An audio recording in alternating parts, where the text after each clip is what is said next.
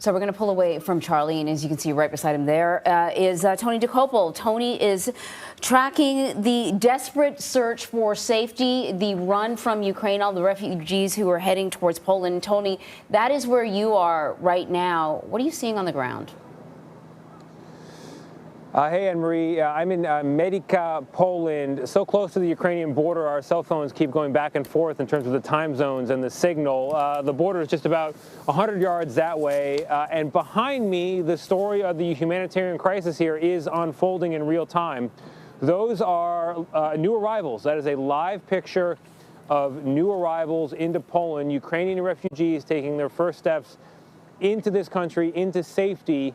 And what they want to do when they get here after journeys that are sometimes 700 miles long. We met a family today from Kharkiv, one of the first cities to fall to the Russians, is they want warmth.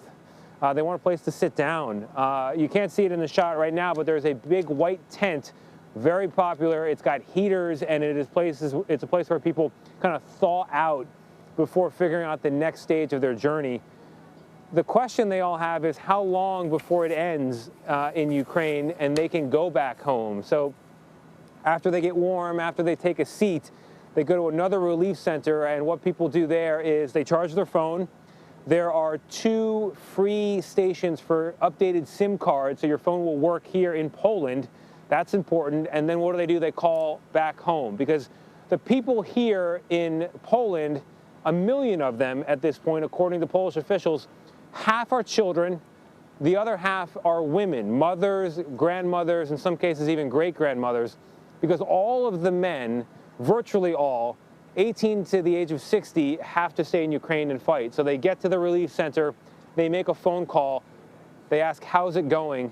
And what they want to know is, when will this be over? No one knows the answer. We had heard about a new exodus arriving from Ukraine, but nothing prepared us for the sight of so many people walking out of their homeland. The mothers and grandmothers, the children, so many in their mothers' arms, in strollers, holding hands, some no taller than their family's luggage. And then there were those we saw waiting for their families to arrive, like this woman in red we saw standing alone, desperate for an end to the violence. I love Russian people. I love American people. I love every people in the world. Please stop. Not more in the oven, please.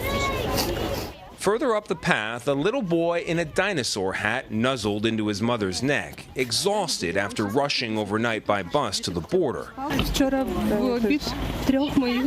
The day before, his mother said 3 of her friends were shot in the fighting, and that's not all.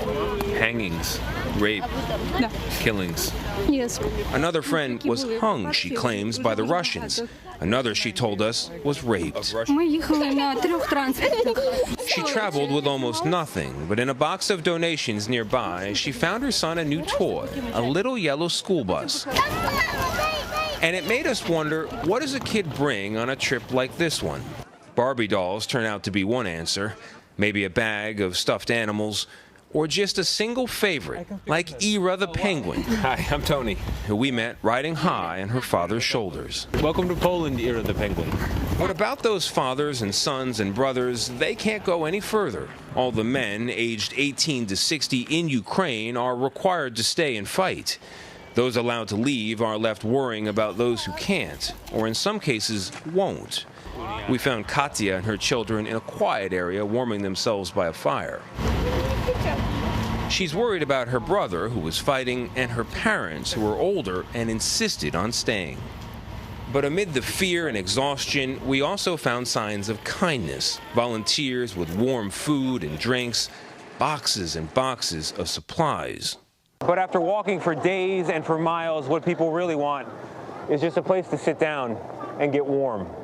When refugees are ready to move on, there's a bus to a more permanent relief center, a former high-end shopping mall converted into a shelter now housing hundreds. Here, they can finally charge their phones and wait for the call that everyone is waiting for. The call that the war is over, that they can go home before home is gone forever.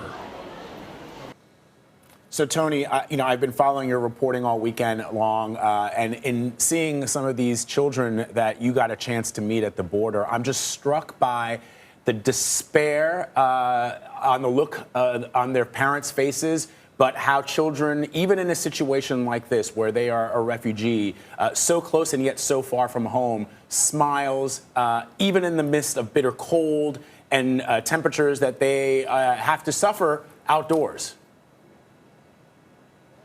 Vlad, you really make a great point there. And what's fascinating is the children, if they're not tired, if they're not hungry, if they're not cold, and that is a big if, because we saw kids in all of those conditions and worse. And we heard stories of kids in transit crying, throwing up at times, in deep fear. The anxiety gets them too. But they also are lighter than their parents. And the only reason that they can be that way is because the parents, in this case almost exclusively mothers coming across the border, they are carrying the burden. They are carrying the burden of the situation, the burden of memory of what they left behind. You see it on their faces. You see it physically in them carrying the bags, the heavy luggage, and often carrying the children themselves. And it's the stories that they're not telling the kids, that they're sheltering from the children, sheltering the children from. Those are the stories that investigators, when you want to talk about war crimes, are going back into Russia, back over footage to try to figure out what happened, whether these civilians were targeted intentionally, as it certainly seems to be the case according to the reports that we're hearing, or if it was all just some sort of great accident. Either way, it is a tremendous tragedy. There's snow falling here as we're speaking, as the night comes again, and we're talking about temperatures dipping into the low 20s. It is bitter. The war is ongoing, and they call this spring, believe it or not, in Poland. Tony, I just want to ask you a question about the logistics. I imagine they want to get people to a warm shelter as quickly as possible, but also you can't just have kind of open doors, a sort of indiscriminate open doors. So what is the policy? How are they sort of signing people up? How are they keeping track of people? How are they making sure that their ultimate destination is a place where they will be safe? Well, the great thing at the moment about being Ukrainian is, as of 2017, your Ukrainian paperwork, your passport, your identification allows you to go to any European Union country for up to 90 days. That's long before the conflict here.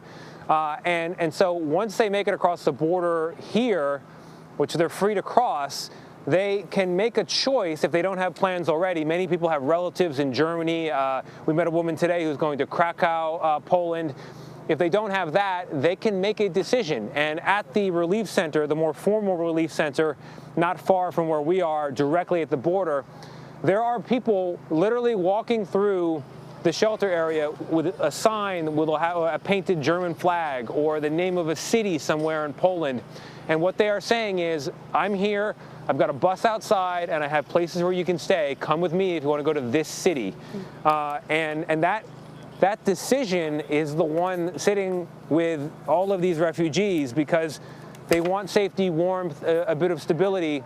But at the same time, they don't want to go too far, some of them, because they're still hopeful that the fighting will end. Diplomacy has failed, sanctions have failed so far, decency has failed. And so we're here in a war situation, but there is still hope that it'll end and end quickly, and they'll be able to go back, guys. Tony Dokoupil for us at the border with Poland and Ukraine, and in a situation and in an area, Tony, as you reported earlier, that did not exist a week ago. Tony Dokoupil for us. Thank you, Tony. Stay safe.